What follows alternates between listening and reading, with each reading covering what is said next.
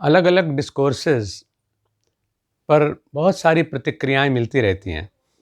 आश्रम के साधकों ने मुझे कुछ प्रतिक्रियाएं दिखाई तो मैंने पढ़ा, आनंद आ गया। मुंडे मुंडे मतिर्भिन्ना तुंडे तुंडे सरस्वती। जिसका जैसा भाव, जिसकी जैसी मस्ती, कह जाएं कुछ भी, लेकिन ऐसा होना नहीं चाहिए। मुखमस्तु वक्तव्यम, मुख है तो बोलना ही है। लिखना पढ़ना आ गया तो कुछ ना कुछ लिखना ही है। इतना मात्र पढ़ाई का उद्देश्य नहीं होता। उसका उद्देश्य होता है कि हम वाणी है तो ये सोचें कि जिन लोगों के पास वाणी नहीं है वो बोलने को तरसते हैं, तो हमें सोच समझ कर बोलना चाहिए। लिखना पढ़ना हमें आ गया, माता पिता ने बड़ी मेहनत से हमको सिखाया, गुरुओं ने सिखाया, तो इसका सदुपयोग होना चाहिए। बुद्धि दी है तो वो बुद्धि सुबुद्धि हो, और बल्कि हम तो उससे भी आगे की सोचते हैं कि वो मेधा होनी चाहिए, यानी शुद्ध बुद्धि। जो पढ़ा तो एक भाई ने अंग्रेजी में लिख रखा था, और अंग्रेजी में लिख करके उसने आग्रह किया कि स्वामी जी तो योग के, संस्कृति के मर्मज्ञ हैं, तो उनको अंग्रेजी में नहीं संबोधन करना चाहिए, उनको हिंदी में ही करना चाहिए। यानी स्वयं उन्होंने अंग्रेजी में लिखा है और आग्रह हिंदी में बोलने के लिए किया है। एक भाई ने कहा कि आप उर्दू बहुत अच्छी बोलते हैं, लेकिन आप हिंदू संस्कृति में पले बढ़े हैं, तो आपको अपनी बात हिंदी में, संस्कृत में ही कहनी चाहिए। एक भाई ने लिखा क्या, मैं तो हंसता ही रह गया उसको देख करके। उन्होंने वो सुना होगा और फिर नीचे लिखा है अंग्रेजी में कि can somebody tell me what this gentleman is speaking. यानी उनको शायद हिंदी समझ में नहीं आ रही होगी, या वो ये बताना चाहते होंगे कि उनको अंग्रेजी आती है।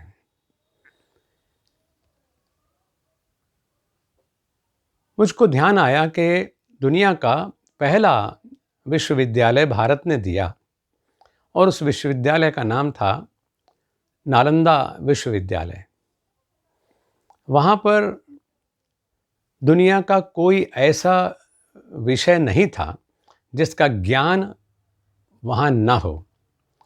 और कहते हैं कि जब उसको नष्ट भी किया गया आक्रांताओं के द्वारा, तो कई महीनों तक तो उसकी लाइब्रेरी जलती रही। यानी इतना विशाल विश्वविद्यालय था। वहाँ के विद्वानों से पढ़ने के लिए लोग जो विदेश से आते थे, उन्हें पता था कि गुरुजी संस्कृत के माध्यम से शिक्षा देते हैं, तो वो गुरु दूसरों को खुश करने के लिए अंग्रेजी, लैटिन, फारसी नहीं बोलते थे, बल्कि वो अपनी शैली में जो उन्होंने ज्ञान प्राप्त किया उसमें वो इतने समृद्ध थे कि उन्हें किसी की ज़रूरत ही नहीं थी। अगर उनसे किसी ने पाना है तो वो वहाँ के वातावरण के अनुसार भाषा सीखते थे। विदेशों के लोग आकर के संस्कृत सीखते थे।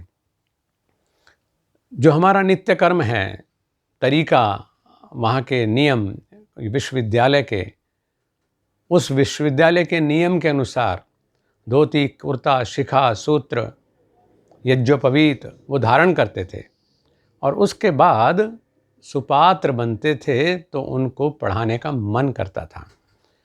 इसलिए कि गुरु लोग जानते थे कि इसको सचमुच जिज्ञासा है, और ये अपने अहंकार को, अपने पुराने स्वरूप को बिसरा करके पूरी तरह से इस सभ्यता में, ज्ञान की संस्कृति में लय हो जाना चाहता है।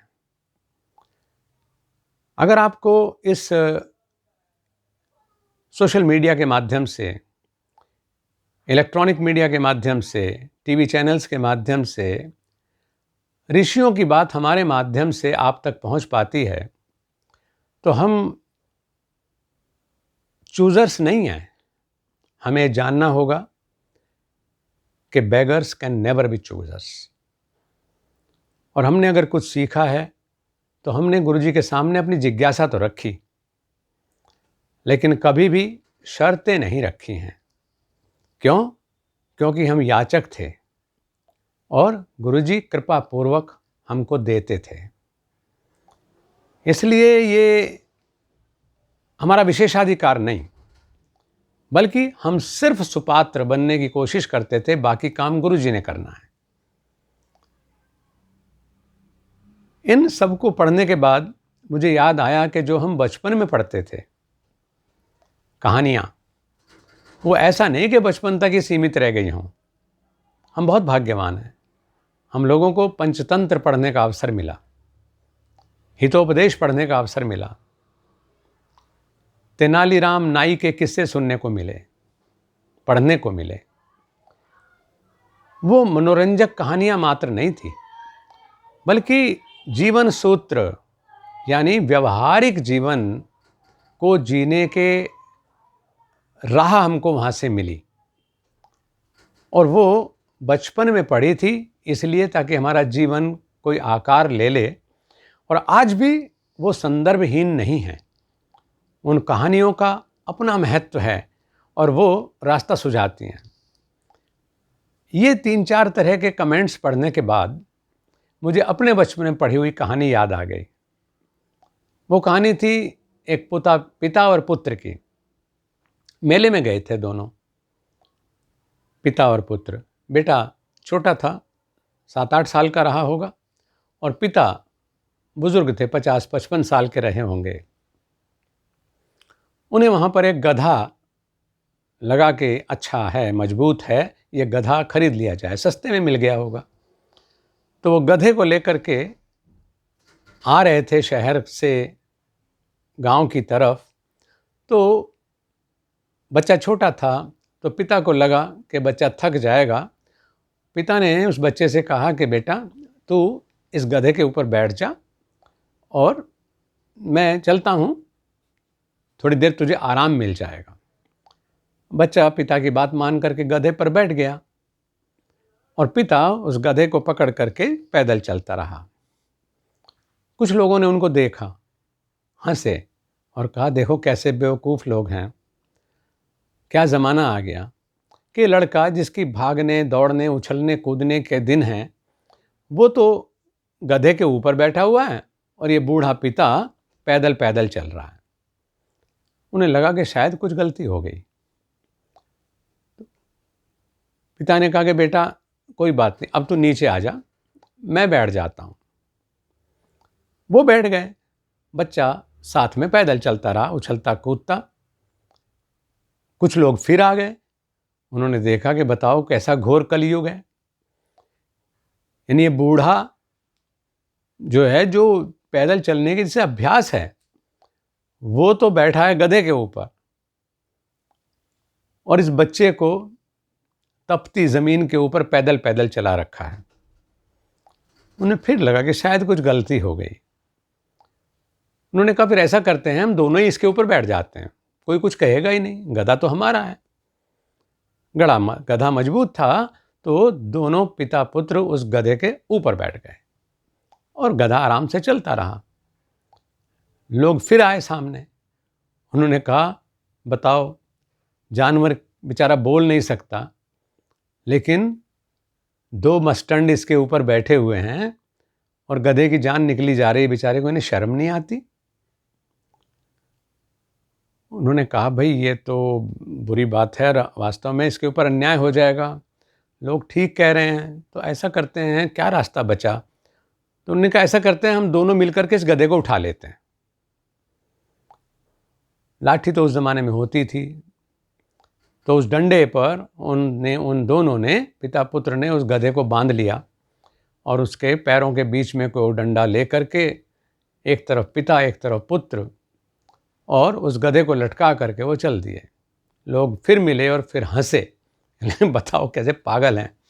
यानी गधा खरीद करके लाए हैं, गधा इनके पास है, और बजाय गधे की सवारी करने के खुद गधे को ढो करके ले जा रहे हैं। कहने का भाव ये है कि किसी की बात सुन कर के, और ख़ास तौर से बच्चों की बात सुन कर के, विद्यार्थियों की बात सुन कर के हमें विचार तो करना चाहिए, लेकिन उनकी रुचि के अनुसार फैसले कभी नहीं करने चाहिए। क्यों? क्योंकि उनकी सोच अपनी रिक्वायरमेंट तक, अपनी जो उनकी आवश्यकता है उस तक सीमित है। जो उनको अच्छा लग रहा है उन्होंने कह दिया, लेकिन बहुत बार अच्छी सेहत के लिए, सुखद परिणाम के लिए कड़वी खुराक भी देनी पड़ती है। इस संबोधन को ऐसा ही मान सकते हैं आप। वैसे इसमें कड़वापन कुछ है नहीं, केवल एक परिस्थिति का अध्ययन है। अच्छे विद्यार्थी वो हैं, अच्छे जिज्ञासु साधक वो हैं जो गुरु की मनस्थिति को देखते हैं और उससे जो कुछ मिला उस पर चिंतन करते हैं, मनन करते हैं और आचरण करते हैं।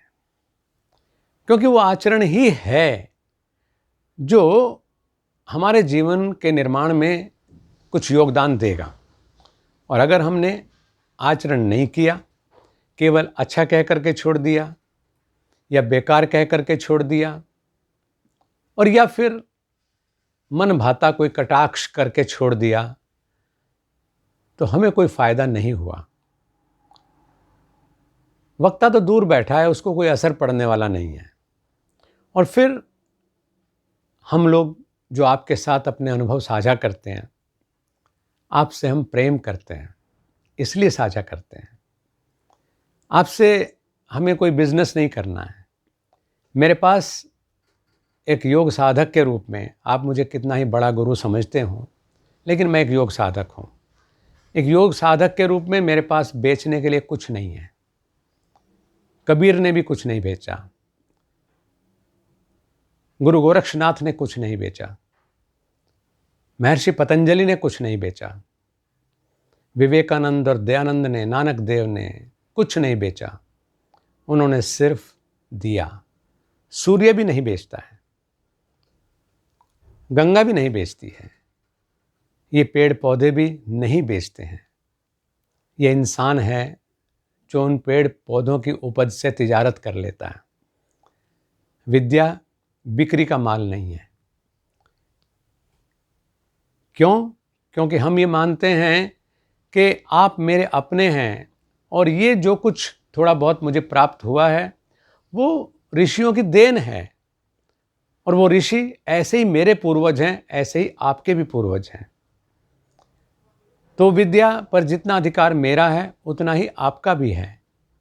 और हम क्योंकि एक परिवार के लोग हैं, हम परमात्मा की संतान हैं, ऋषियों की संतान हैं, तो हमारा धर्म है कि मैं सिर्फ स्वयं उपभोग ना करूं, बल्कि जब तक मैं बोल सकता हूं, जब तक मैं लिख सकता हूं, जब तक मैं चिंतन कर सकता हूं, जब तक मैं अभ्यास कर सकता हूं, तो जो कुछ भी नया निकल के आता है, नवनीत, मंथन करते हैं ना दही का, तो मक्खन निकलता है, नवनीत बोलते हैं उसको, एसेंस है वो उसका। तो हम एसेंस के रूप में आप तक उस चीज़ को पहुंचा दें।